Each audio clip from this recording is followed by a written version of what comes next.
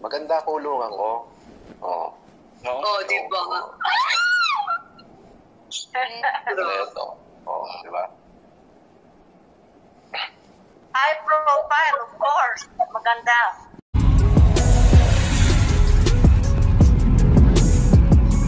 Ito nga ang matindi. Kasama ko dito yung sa Selda 4. Si Commander Rick Peralta, yung National Commander ng Alex Bungkayaw Brigade. Nako po. Sabi niya is, idol ka namin lahat, boss. Baka gumawa kami ng resolution na palitan na namin yung pangalang Alex Bungkayaw, gawin naming FLM Brigade in support to the heroism na ginawa mo nung ano. Amen. Alex Bungkayaw Brigade yun. Yun yung nag-break away sa CPP-NPA. Ayos. Sila yung vigilante. Puro berador yan, boss, Vigilante, National Commander yan, si Rick Peralta, kasama ko.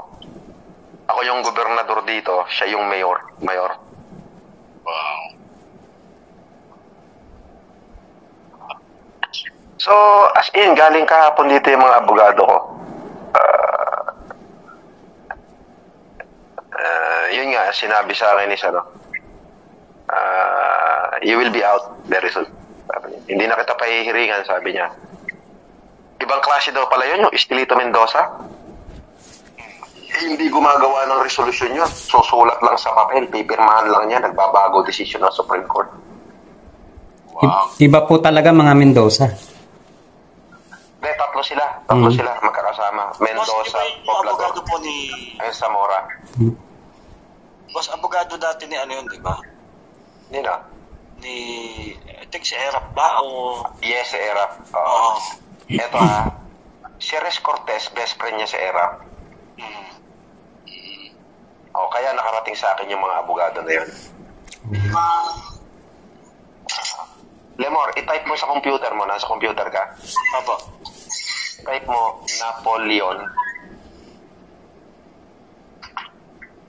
Napoleon J. Poblador. Poblador? Basahin mo lang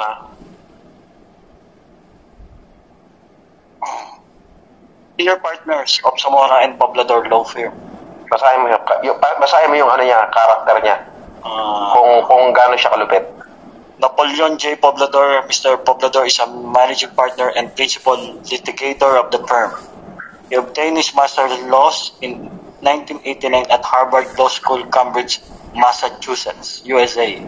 And his Bachelor of Laws, magna cum laude class valedictorian in 1983 at the College of Law, University of the Philippines, where he was editor-in-chief of the Philippine Collegian in 1980 to 1983 and concurrently the editor-in-chief and chairman of the editorial board of the Philippine Law Journal.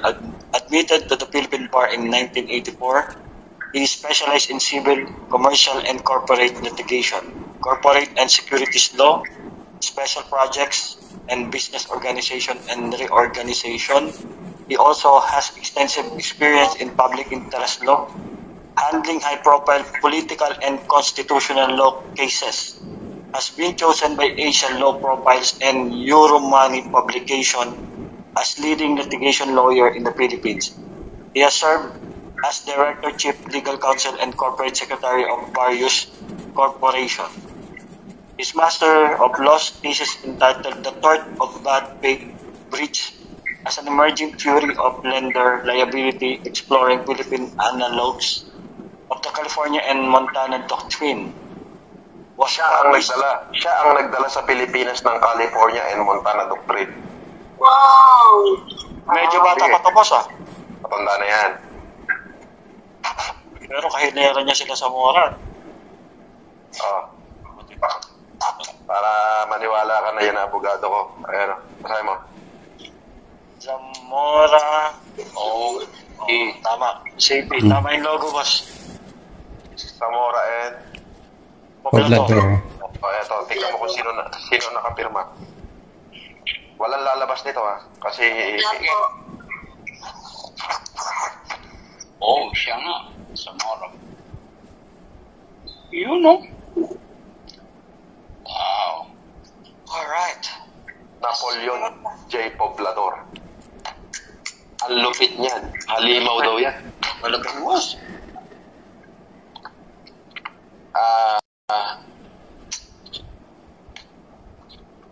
Pagkakapartner sila, Mendoza, Zamora, and Poblador. Mabigat? Alam mo bakit mabigat? Si 10 mil per oras niya. Wow. Wow. Pero Chill lang sa'yo yan, boss. 70,000 per hour. Pag mula nung kinuha ko siya, 104 hours na siya nagtrabaho. Pero kung hindi siya pumasok, hindi namin maghihiring ako. Kasi hindi alam ng mga abogado ko na din na hindi pala applicable sa akin yung kaso na yun. Oh, man. Ngayon, sinulatan nila yung Court of Appeal at saka yung judge. Sabi niya sa Court of Appeal, this is ignorance of the law. Kaya pakawalan nyo na yan sa FLM. So, binibigyan ng 15 days yung korte para itama yung pagkakamali nila. Wow. Wala na, kahon na. Yun na yung kinatatakutan nila, kaya nagbabalik tayo na rin siguro sila. Walang lawsuit para sa kanila, sir. Ano. Yung babalikan mo, boss, paano natin babalikan yun? Yeah. Sabi ko nga sa buhay ko, siguro kaya ako kinulong dito ng Diyos. Gusto niyang maranasan ko all walks of life. Ako na yung magsasalita. Maraming pwedeng gawin. Una, higit sa lahat siguro, yung mga taong nagkulong sa akin, kinasangkapan sila para matapos ang isang kabanata sa buhay ko. Baka ito yung itinatadhana ng kabanata ng buhay ko na kailangang matapos. So, hindi ito magiging ganap na ako kung hindi sila yung kasangkapan para maging ganito ako.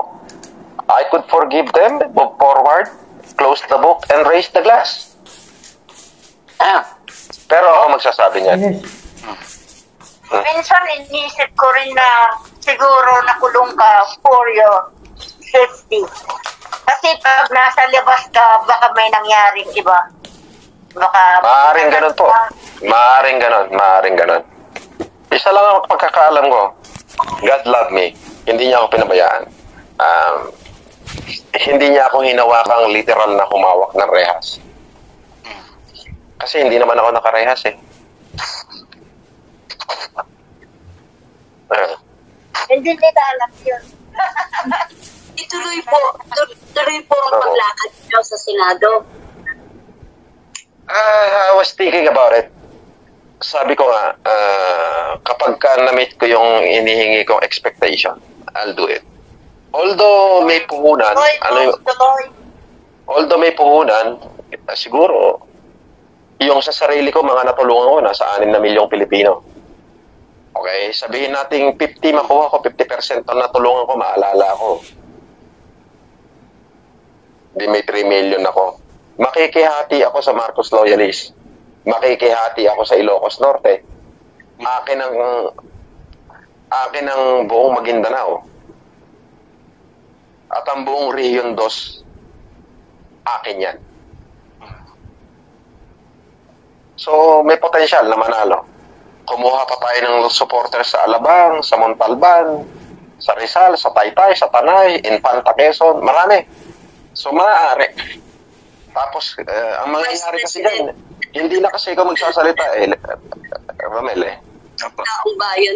Sa question and answer na lang, ang sasabihin ko lang, nasaan kayo ng pandemic, tapos na, palakpakan yung tao. Diba? Tsaka boss, marami pong silent supporter mo talaga. At saka malayo sila sa akin, Diyos ko, kahit magdiba-debate kami dyan. Kung ang ilalaban lang naman sa akin, si Sara, mga old political trapo, tsaka si Manny Pacquiao, di ang layo na ng agad ng agad. Diyos ko, pag dilabas ko pa yung demanda sa akin ni Pacquiao na hindi siya nagbayad ng 1,700,000,000 sa kumpanya namin, di mas lalo na siyang masira.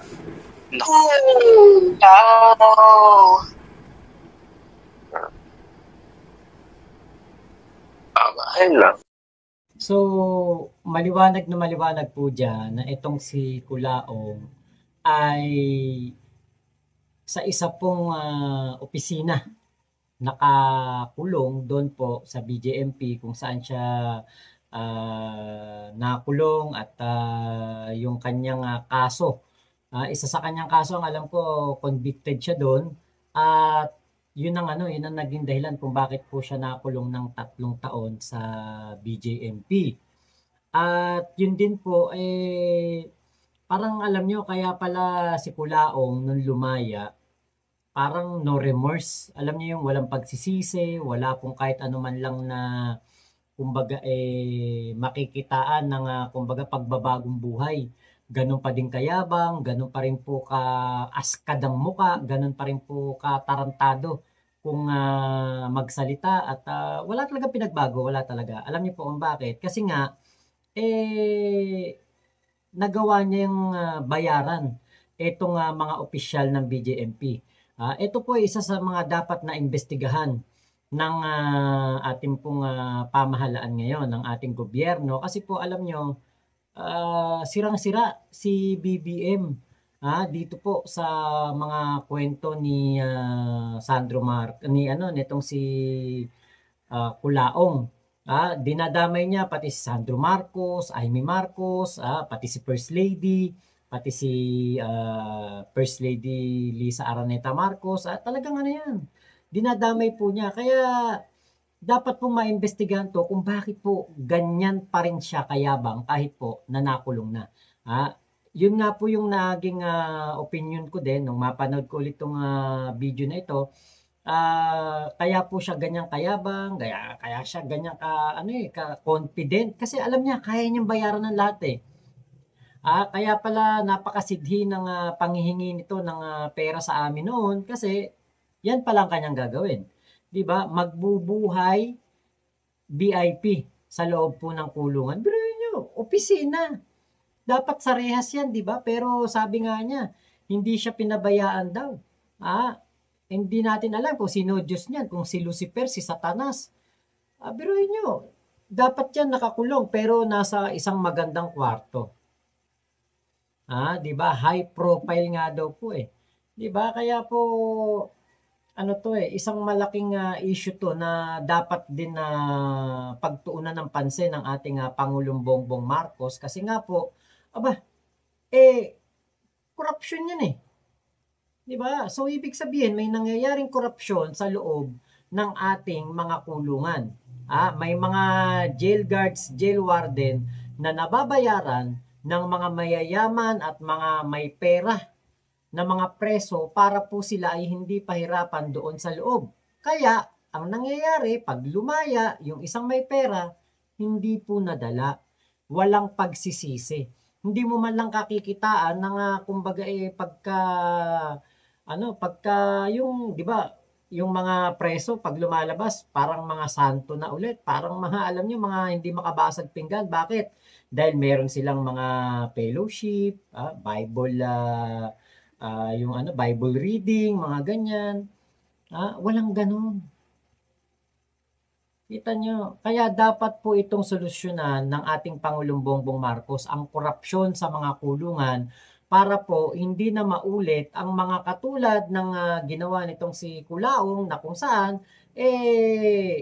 nagbuhay hari po sa loob ng kulungan. Yung ikay magkaroon ng ganyang kwarto sa loob ng BJMP, naku, napakalaki na po talaga ng perang na ibibigay niyan sa kung sino man ang warden na nababayaran niyan. Kung sino man ang opisyal diyan na nababayaran niyan. Kaya alam niyo po, nung mga panahon na nananawagan kami sa BJMP, binibigay namin itong mga video na ito, pinapakita namin ito sa mga opisyal ng BJMP noon. Alam niyo kung ano sagot sa amin? Yan daw tawagan na yan daw ay panahon na kung saan si Kulaong ay meron silang parang online pagkakataon na makikipag-usap sa kanilang pamilya. Pero ang ganun pong kalakaran, yung ikay magkakapag-online ka, ang alam ko parang 5 minuto lang yan o 10 minuto. Pero si Kulaong kahit hating gabi tumatawag sa akin.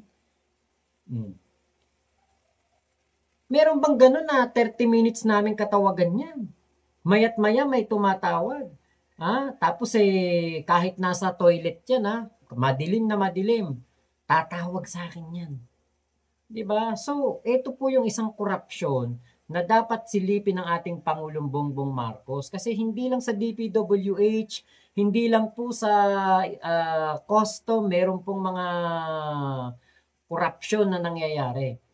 Hindi lang sa DENR, hindi lang sa kung anong mga iba pang sangay ng gobyerno. BJMP. Meron pong nangyayari diyan na korupsyon. At maliwanag na maliwanag, si Culaong ang isa sa mga example ng nangyaring korupsyon diyan po sa BJMP. Sana Pangulong Bongbong Marcos, kung kanino man tayo pwedeng manawagan, pakiimbestigahan niyo po ito. At ito pong si Culaong, grabe po ang mga paninira na ginagawa nito sa inyong pamilya.